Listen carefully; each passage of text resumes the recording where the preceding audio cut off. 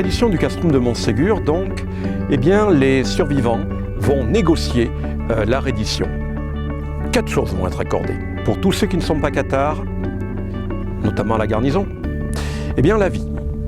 Pour tous ceux qui, parmi les cathares, vont donc bien renoncer au catharisme, eux aussi garderont la vie.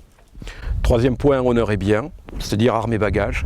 Et 4e point, c'est ce point-là qui pose de gros problèmes aux historiens. À la demande du clergé cathare, on accorde à Montségur 15 jours de trêve. Il y a à Montségur un gros problème de date. Les cathares ne seront pas brûlés le 2 mars, au moment de la reddition, mais le 16. Alors pourquoi ?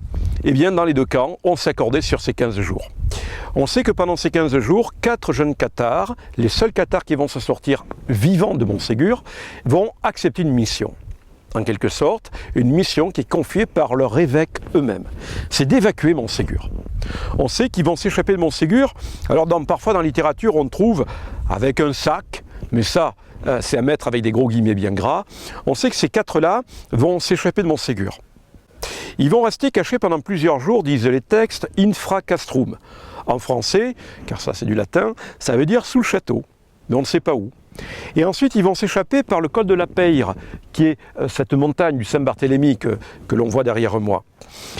De là, ces 4-là vont gagner Husson, dans le Donazan. Et puis, ils vont partir en Italie. On sait que sur ces 4 cathares, on en retrouvera ensuite 3 sur un grand bûcher cathare en Italie. Donc on peut dire qu'au moins 3 de ces 4 ont réussi à s'échapper, à s'enfuir.